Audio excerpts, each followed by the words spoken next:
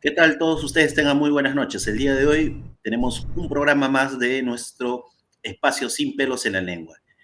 Boluarte viajó recientemente a China con una comitiva inmensa. Dentro de esto queremos empezar a polemizar algo que nos parece muy importante, ¿no, Ricardo? Que es el tema que para muchos sectores de la izquierda, China representa la consigna de multipolaridad y al mismo tiempo la posibilidad de continuar con un proceso revolucionario al estilo socialista, por un lado, ¿no? Y por el otro, también significa para muchos la posibilidad del desarrollo capitalista. Entonces, lo que vamos a tratar el día de hoy, creo, Ricardo, es debatir, conversar sobre esta situación. Para esto tenemos unas diapositivas y un conjunto de herramientas que vamos a colocar para poder conversar, dialogar sobre este tema. ¿Qué tal, Ricardo? Buenas ¿Qué noches, tal, ¿cómo Víctor? estás? Buenas noches a todos quienes nos siguen. Efectivamente, ha sido una semana en la cual ha habido muchas movidas, pero una de las tantas ha sido pues que Boluarte ha estado en China, ¿no? Invitada bueno, por el mandatario chino, ¿no? Ahora, como tú has manifestado, dentro del progresismo se concibe que China está desarrollando un comunismo con características propias chinas, ¿no? Y creo que hay tiempo para abarcar eso, ¿no? Pero empecemos, ¿no? ¿Qué tal? Claro. ¿Cómo hemos visto acá el viaje, Boluarte? ¿Qué vamos a analizar?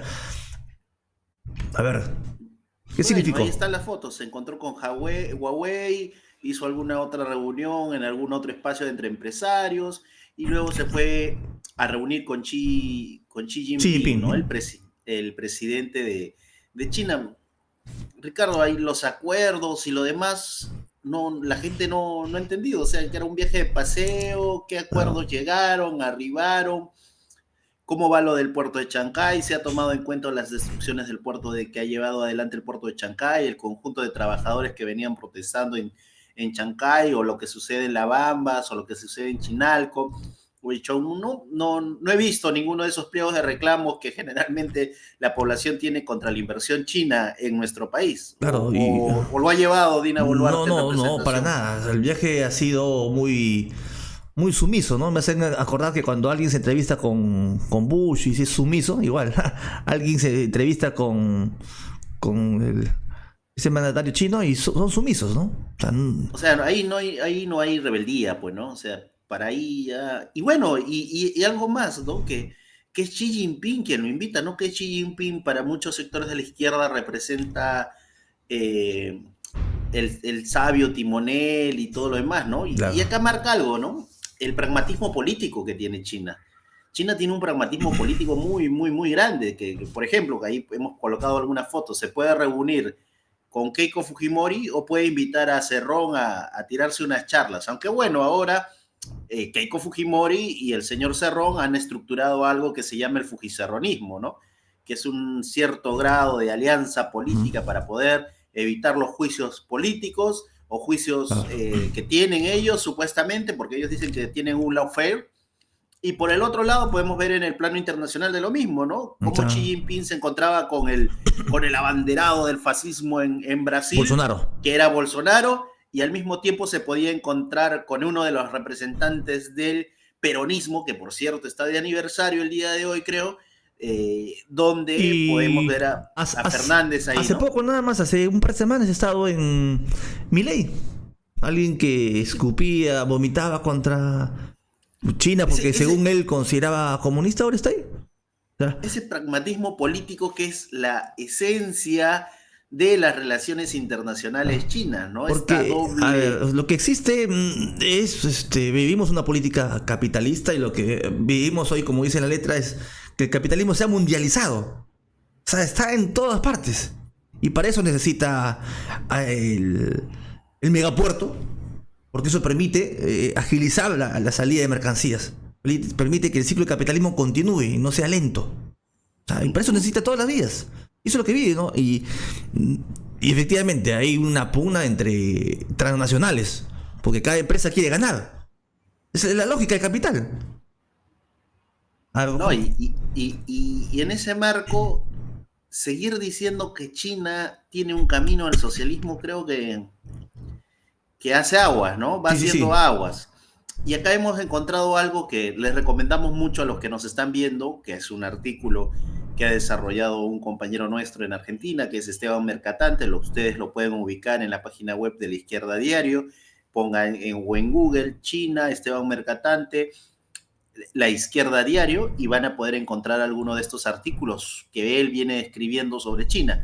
Porque hay una percepción para algunos sectores de la izquierda de que China está construyendo Ujú. o desarrollando el capitalismo con el fin de avanzar a una vía al Claro, claro. socialismo. Acá Mercatante escribe 4 etapas. Más o menos ya. Exacto, sí, Correcto, a ver. Por entre ejemplo. algunos años, ¿no? Ujú. Especialmente luego de la muerte de Mao, porque recordemos tal vez los hechos políticos que marcaron la disputa entre Mao y algunos sectores como Deng Xiaoping. Sí. Mao en cierta medida golpeaba, intentaba reestructurar algunas posturas más ortodoxas con respecto al campesinado, ¿no? Y acaban algunos elementos, ¿no? Entre el 78 al 89 se hace una reforma en el uso de la tierra rural, hay un desarrollo de empresas privadas rurales, o sea, la política era desarrollar las empresas privadas rurales, y empiezan a ver las primeros joint ventures, ¿no? Los primeros negocios Ya. con capital extranjero. Haciendo una analogía de lo que pasó en Rusia, ¿no? Durante los primeros procesos de Sí, la revolución, lo que decía la política agraria de Bujarin, ¿no?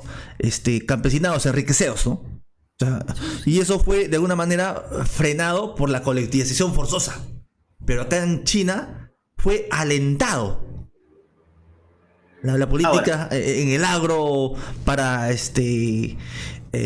dar más, para abrir el capital en el agro, ¿correcto? Una primera etapa. sí, es una primera etapa, Ujú. empieza a haber estas discusiones, estos debates, y luego viene otra etapa, ¿no? Una etapa ya más, se podría decir, de mayor apertura, una etapa donde se consolida ya la política de tratar de estructurar empresas de propiedad estatal, ojo, propiedad estatal, o sea que el Estado es dueño, no estamos hablando de propiedad colectiva o propiedad de la clase trabajadora, no, propiedad del Estado. Ojo, estos tiempos ya el muro de Berlín ya había caído, ya cayó, Sí, estábamos en ese periodo, claro, correcto, y entre el eso, 89, y ahí empieza a fortalecerse la lógica de la inversión privada para la exportación. Entonces, correcto. hay una lógica de que, oye, vengan para acá, vamos a invertir, inviertan, pero para la exportación. Y eso hace de que entre este periodo 1989 y 2001, que como tú bien marcas, donde se da la caída del muro de Berlín, donde se da la desaparición de la Unión Soviética, donde muchos satélites de la Unión Soviética empiezan a virar a la ultraderecha, que es algo que siempre recalcas en Europa, va marcando la agenda hacia la aparición de una China que empieza a ser un buen espacio para la inversión extranjera que Claro. esté vinculada a la exportación, ¿no? Entonces, entre este periodo vamos a encontrar algunos presidentes que empiezan a estimular la lógica de que necesitaban mayor cantidad de empresarios, tenían que desarrollar más empresarios para poder avanzar en China, ¿no? Se empiezan a crear las zonas económicas y exclusivas, o sea, hay una política muy fuerte para la inversión privada, para la exportación. Entre el Correcto. año 2001 y 2008 empieza a verse estos primeros resultados de la apertura comercial. Me había olvidado previamente que este hecho, que esta apertura abiertamente al capitalismo y todo lo demás, estuvo marcado de un hecho político muy importante, que fue el hecho de Tiananmen, ¿no? Tiananmen marca mucho el ajuste que empieza a aplicar el gobierno chino en favor del capitalismo que trae al país y en contra del conjunto de las clases explotadas que se encuentran en el país, porque esa apertura comercial no solamente viene con la capacidad de traer inversiones, sino que también viene con el ajuste al conjunto de la distinta población china. Y no solamente entendida esta como clase trabajadora, sino también como naciones, ¿no? O sea, hay un problema estructural en China que no tiene esa capacidad de unidad nacional, ¿no? Y entre el año 2001 y 2008 empiezan los primeros hechos que van a fortalecer esa lógica de apertura comercial, como el ingreso a la Organización Mundial del Ahora, para Comercio. entrar a la OMC, eso implicaba pues que China muestre una apertura hacia la propiedad privada de los medios de producción, obvia, o sea, y que esté fundamentado, ¿no? Y eso es lo que pasó, ¿no? O sea, se volvió el primer exportador del mundo, el primer productor industrial del mundo, y creo que hay un hecho que marca mucho esta vanagloria de todo el conjunto de la burocracia del Partido Comunista Chino, que fue las Olimpiadas del 2008. Claro. Beijing 2008 para muchos representó esa opulencia que mostraba una burocracia que se había fortalecido a partir de estas políticas económicas. Ahora, Ricardo, acá nos dirán, pero oye, han crecido económicamente.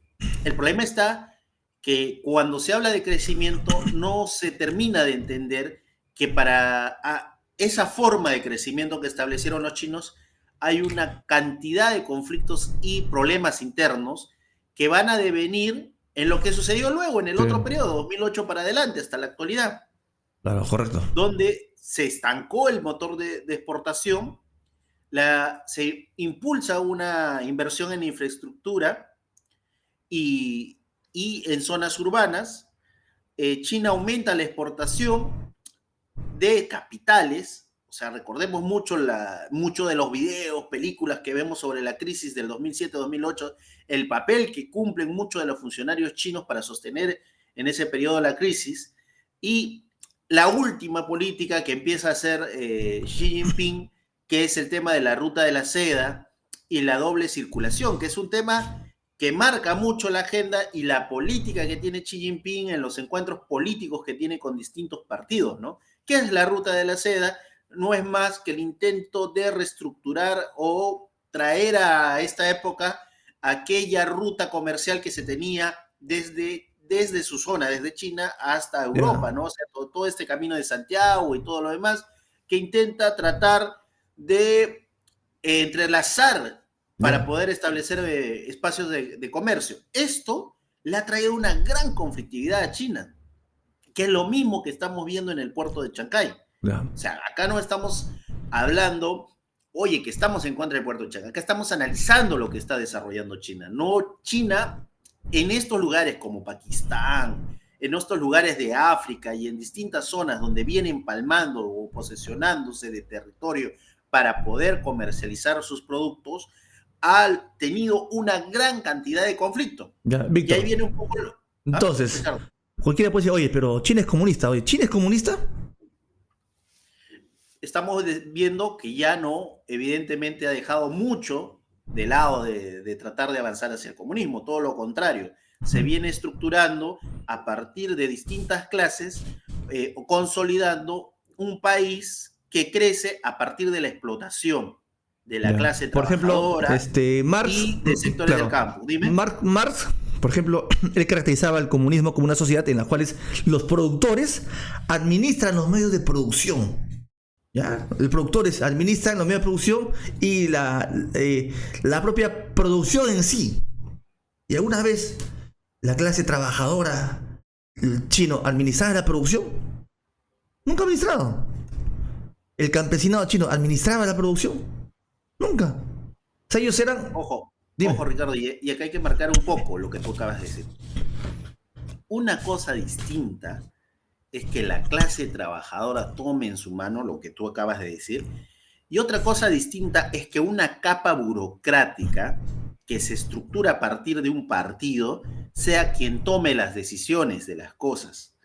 Eso dista mucho de las propuestas revolucionarias que tenía Marx, Engels, Lenin, ¿no? Claro. O sea, dista diametralmente. ¿Por qué? Porque lo que busca las tesis socialistas en su determinado momento fueron la libertad y la capacidad de tomar decisiones sobre la producción del conjunto de los que hacen los bienes y servicios. Claro. No de los que no participan en la Sí, producción. creo que esto es bueno con capital, ¿no? desmitificar, ¿no? Porque uno dice, no, Claro, pero sí, China fue comunista. Creo que es, tal vez muchos podrían sentir cierto apego, pero la triste realidad es esa, ¿no? De que, por ejemplo, Lenin, creo que fue en el texto El Estado y la Revolución, decía que para estatizar basta un decreto, pero para sociabilizar es mucho más allá. Es como decía Marx, ¿no? Que los trabajadores son los que administran los medios de producción y los propios trabajadores distribuyen la producción. Eso es sociabilizar. Y eso es el camino del socialismo. Y para eso tiene que existir la dictadura del proletariado. La dictadura de la clase social tiene que ser su dictadura. Pero en este país de China, ¿era la dictadura de la clase social o de un partido que expropiaba la revolución que hizo Mao en el 49 y se la da una burocracia? Eso pasó. Exacto. Y la burocracia cumple acá un papel importante. Si uno revisa algunos datos, que creo que no los hemos colocado aquí, sobre la composición y quienes juegan un papel importante hoy, ¿cuál es el día de hoy la base social del Partido Comunista Chino? Son los grandes empresarios, los que extraen la plusvalía del obrero, del chino. Eso es la base social. Exacto, estamos hablando, ojo, estamos hablando de gente que... Pobrecitos, ahorita en el Partido Comunista están los dueños de Huawei, están los dueños que están haciendo hoy el Megaporte en Chancay. Ellos son los que deciden el Partido Comunista. O sea, una organización que solamente de comunista tiene el nombre. Así como el APRA, ¿no? El APRA es un partido de derecha reaccionario. Pero ¿cuál es el nombre? Alianza Popular Revolucionaria de América. Pero no es ni popular ni revolucionaria, nada. Es lo mismo que ha sucedido con el MIR, es lo mismo que vemos hoy en día acá cerca con el PSV. La mayoría de migrantes venezolanos deben saber cómo es hoy en día el PSV, qué conjunto de personas militan en el PSV.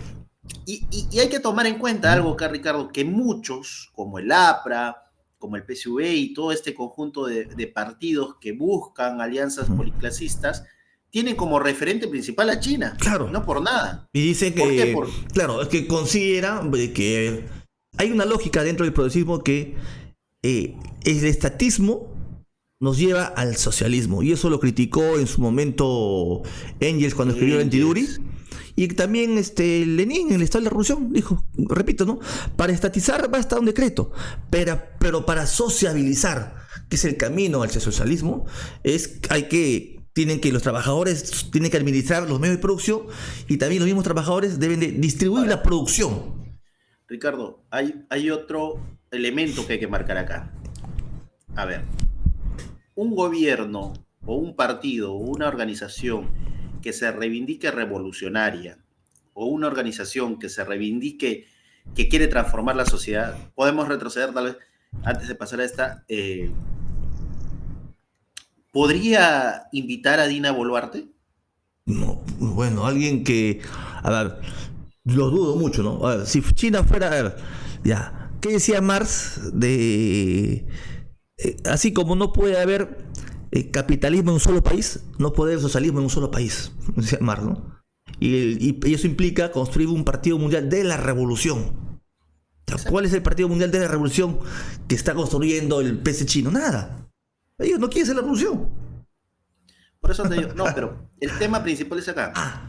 No me gustaría Boluarte. Claro, obviamente, ¿qué tendría que haber un partido comunista? ¿Qué relación política tendrías que abrir con Dina Boluarte antes de pasar a la disputa internacional? Porque evidentemente Dina Boluarte cumple un papel en beneficio de ciertos grupos empresariales o de un grupo de la burguesía, ¿no? Entonces, Boluarte tiene una posición muy reaccionaria frente a la movilización, a la organización del conjunto de los trabajadores, del conjunto de la población campesina. ¿Y qué tienen en común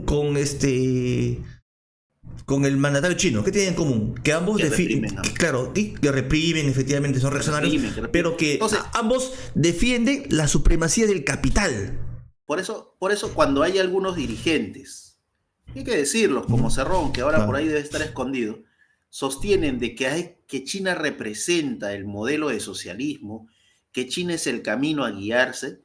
Mírenlos. Oye, miren sinceramente, ¿no? O no ven esta realidad donde ven a un país y a un partido, principalmente a un partido, o una costra burocrática, que abiertamente invita a personas como Boluarte, que llegaron al poder por medio de un golpe de Estado, Claro. y conjuntamente con ella viajan sectores como el grupo empresarial del diario La República, ¿no? Porque aparentemente viajaron, he visto el editorial de ayer que han firmado un acuerdo Claro. con el grupo de medios de China, ¿no? Entonces hay una política de tratar de vincular, relacionar. Acá Aquellos hay, creo que medios. acá hay, como decía Marx, la tendencia del capitalismo es crear el mercado mundial. Y eso es lo que existe hoy en el mundo, el mercado mundial. Y todos los gobernantes, todos los estados, de una u otra manera, defienden ese modelo del mercado mundial. Y por eso las relaciones. ¿Y para qué no vas a pelear? China, Boluarte, todos comunistas, y todos defendemos el capitalismo. ¿Para qué se van a pelear? No, esa es la No, lógica. exacto. O sea, yo creo que lo principal acá, Ricardo, y es un poco polemizar con estos Ujú. sectores que consideran que China, pues, está avanzando al socialismo. Creo que Claro, en sabemos, pleno. somos enfáticos de decir que no hubo tal socialismo ni comunismo en China, ¿no? Lo que hubo es una burocracia expropió la revolución en el 49. Y ahí los trabajadores en China no administran nada, es una burocracia que oprime a los trabajadores, que les trae la plusvalía. ¿Por qué los productos... en China, pues estás... Si estaremos ahí, Y estaríamos con una Ricardo, bola de cero trabajando ahí. mira, Digamos, ¿no? yo Acá. solamente quiero colocar algo que me llamó la atención, ¿no? O sea, yo me recuerdo mucho, y acá quiero decir un poco cómo el diario La República lanzaba el 7 de diciembre, días previos al golpe, decía, renuncie, señor presidente. Más allá de las diferencias políticas que tengamos con Castillo, hay que poner en pie que este medio, que como decía, está vinculado, relacionado incluso a algunos sectores de ahora que hacen parte de López Chao, creo que su comité editorial tiene Ujú. mucho vínculo con Ahora Nación, Ya. por Ahora eso no le dice eso a que Boluarte. cada vez que... ¿Ah? Ahora a Boluarte no le pide renuncia. Nadie le No, pide. y mira, mira, te voy a leer lo que publicó, me quedé impresionado. Y es más, sube la foto, dice, han ido a firmar y está con Dina Boluarte, ¿eh? Ujú. Han firmado, Grupo de Medios de China y Grupo La República firman convenio de cooperación. Y pone la foto donde está firmando su representante y está firmando el Grupo de Medios chinos. Ujú. O sea, estos señores que llaman al pacto de la unidad, que hay que armarnos frente al fascismo y todo lo demás, hacen política alrededor de Dina Boluarte. O sea, ¿qué quiero cerrar en esta etapa que estamos conversando? Que es evidente que estos sectores que sostienen que China es el socialismo, que es la vía que hay que construir, el modelo que hay que construir, en la práctica lo que quieren replicar es las costras burocráticas que se han empezado a sostener en China. Estas costras burocráticas que permiten que exista un Xi Jinping, que permiten que haya un burócrata que decida sobre una u otra cosa del menester de la población y que la capacidad de decisión, como tú bien lo has dicho, no esté determinado por las clases explotadas, sino por un partido, por No. un partido. Y en ese marco, estos mismos sectores que sostienen esta política de tratar de emular la costra burocrática, la necesidad de ser sanguijuela del Estado burgués, tratan de decirnos también que en el plano internacional se ha abierto la posibilidad de una multipolaridad. Claro. Y O sea, nosotros, quienes estamos a la izquierda, tenemos que apoyar a, a China, tenemos que apoyar a Putin, porque ellos son exacto, los super amigos que se están enfrentando pues a Estados Unidos, ¿no? Es decir, como, ¿cuál es el mensaje? Hay un imperialismo bueno. Y el imperialismo exacto, bueno exacto. está con alinearnos con ellos, ¿no? Y Y en tenemos que estos tragar últimos años, sapos y culebras. ¿Es así? uf, te van a decir que trae sapos y culebras, de que China es lo más bonito, lo más hermoso. Les recomendamos también en la página de YouTube que tenemos, está la entrevista que le hicimos a un compañero de Australia, donde explica cómo se han ido dando estas movilizaciones de los sectores obreros en China y la importancia hoy en día del movimiento obrero y de los trabajadores de China. ¿Por qué? Porque hay una movilización importante de este sector en contra no solamente de las empresas que los explotan, sino también de esta costra burocrática que se ha establecido. Y en ese marco nos dicen que China es el hermano bueno, el hermano mayor bueno que nos va a permitir destruir el imperialismo estadounidense.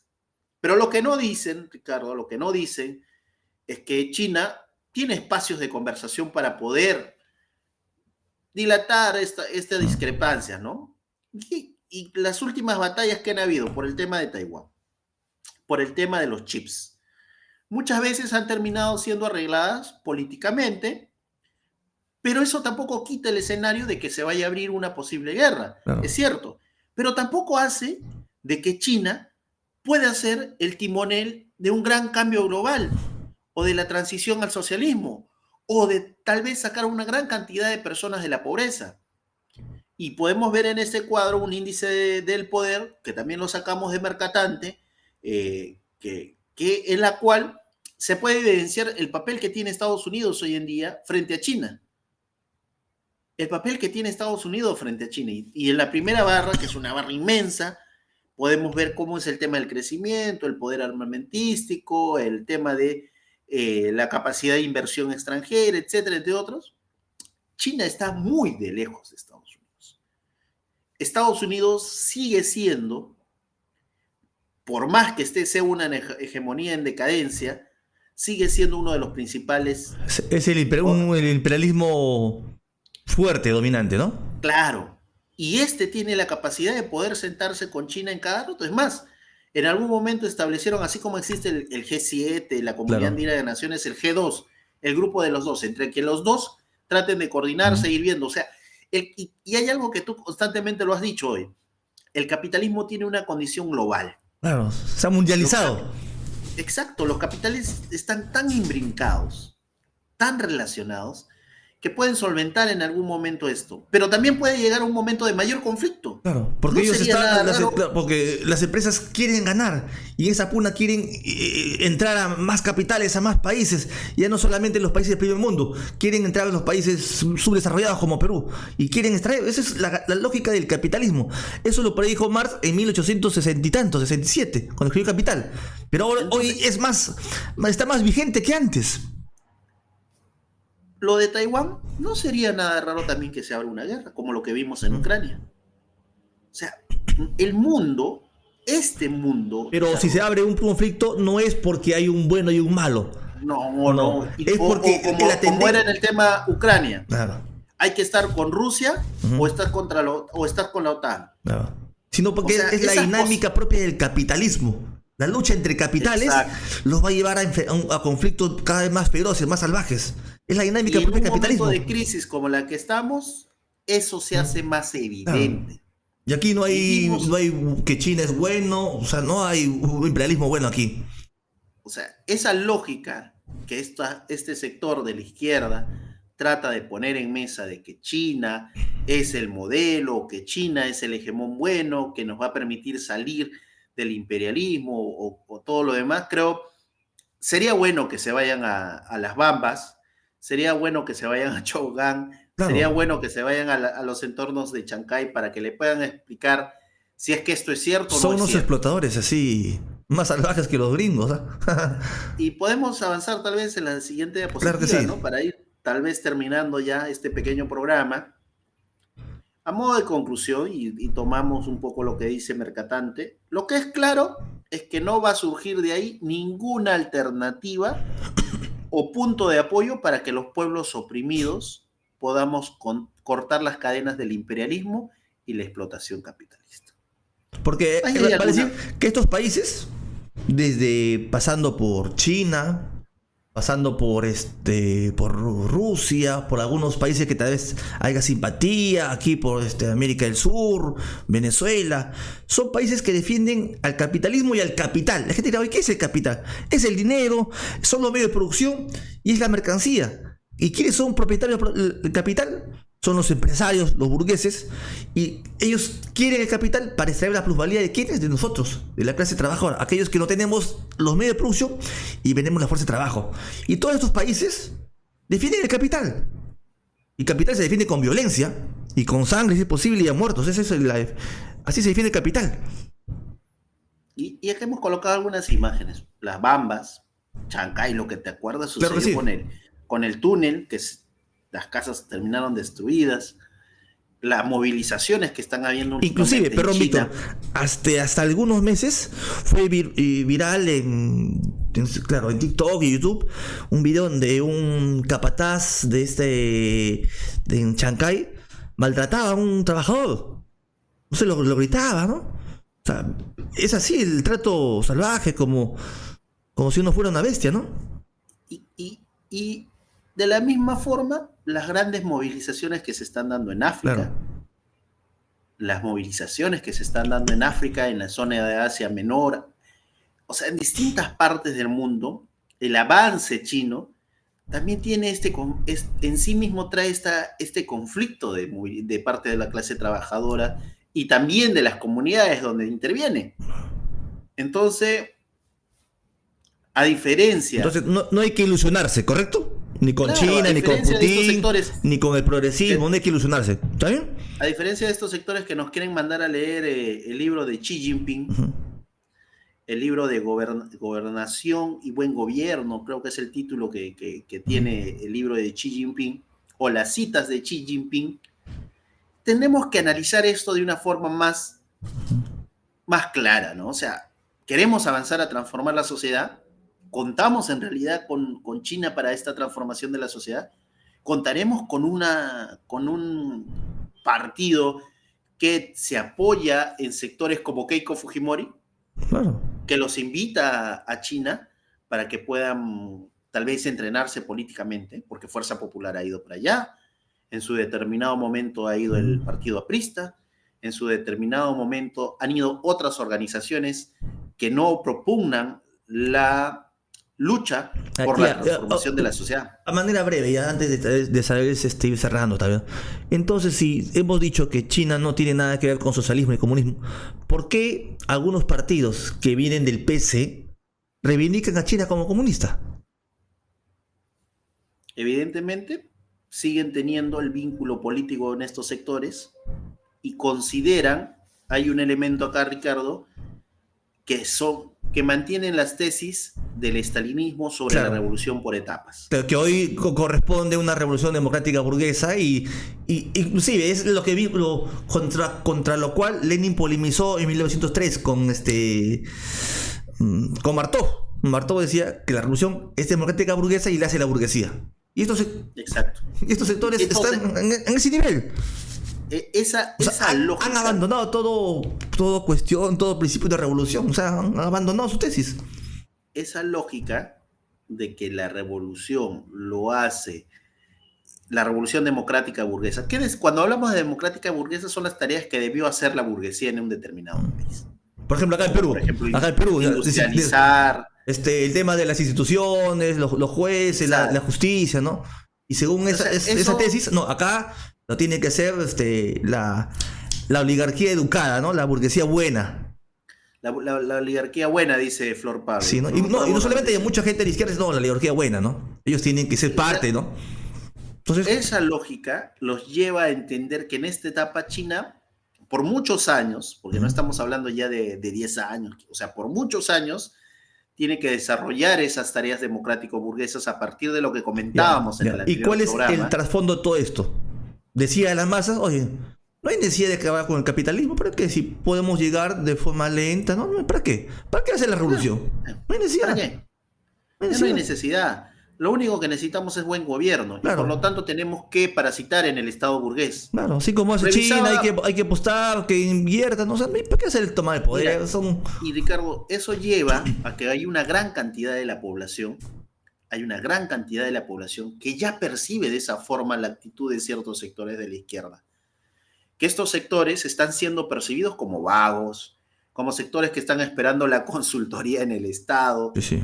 Y que en cierta medida hay una imagen de eso, y que por eso se fortalecen opciones de ultraderecha, porque mientras algunos intentan emular al Partido Comunista Chino, mientras algunos intentan emular a X o Y gobernante en el Caribe, estos implican trabajar dentro del Estado burgués, mantener, y por eso que la lógica de Xi Jinping en este texto, no por nada el título de su texto principal de Xi Jinping, es el buen gobierno. Para ellos, solo basta de que su costra burocrática partidaria llegue al Estado burgués y a partir de esto pueda administrar.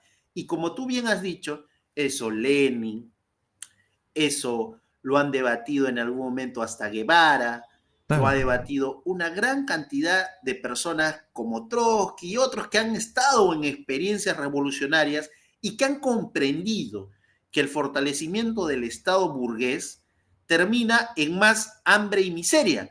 ¿Por qué? Porque si antes te expropiaba el burgués, ahora tu fuerza de trabajo es expropiada en beneficio de una costra burocrática. Y esta costra burocrática va a llevar adelante políticas para supuestamente redistribuir la riqueza. Pero esa redistribución de la riqueza se sustenta muchas veces en la renta de la tierra o en la capacidad de sobreexplotación sobre la clase trabajadora. Y al final, ¿qué sucede? Hambre y miseria. Hambre y miseria. Lo que hace China no es política basada en economía marxista, sino más bien en el diálogo que tienen, como lo tiene López Chao, entre Keynes, Smith y otros sectores que tratan de domesticar la o sea, es una mezcolanza de todo con la intención de que el capital y sus empresas se expandan, ¿no? O sea, se mundialice el capital y sus empresas. Y los estados juegan un papel. Los estados no son neutros, juegan en favor de sus empresas. Es así. Hay un desarrollo desigual y combinado, pero pues como China tiene un mayor desarrollo de las fuerzas productivas, se muestra como un subimperialismo. Entonces sí, esa es la pelea. Nosotros como clase trabajadora no tenemos que esperanzarnos, señor, sino en las fuerzas de la propia clase trabajadora. Como decía Marx, la liberación de la clase trabajadora será obra y gracia de la propia clase trabajadora. Y no de ningún gobierno burgués, no de ninguna cosa burocrática, ¿no? Es la esencia del pensamiento de Marx. Víctor, no sé, tal vez para ir finalizando, porque estaba muy buena este punto y creo que es muy polémico. Vamos a tratar en cierta medida de ir alineando un poco esto, porque estamos en el periodo electoral. Hoy, mientras grabamos esto, ya sabemos los resultados en Francia, donde Le Pen acaba de ganar, ¿no? Acaba de ganar, y donde hemos visto cómo el nuevo Frente Popular, que es el intento del supuesto, la lucha contra el fascismo, ha logrado un segundo puesto y ya está buscando alianzas con Macron, Ricardo, con Macron, o sea, no, ni siquiera con la ultraizquierda, no, con Macron, para poder derrotar a Le Pen, ¿no? Le Pen, evidentemente, ha ganado. ¿Y por qué ponemos en esta mesa este avance de la ultraderecha?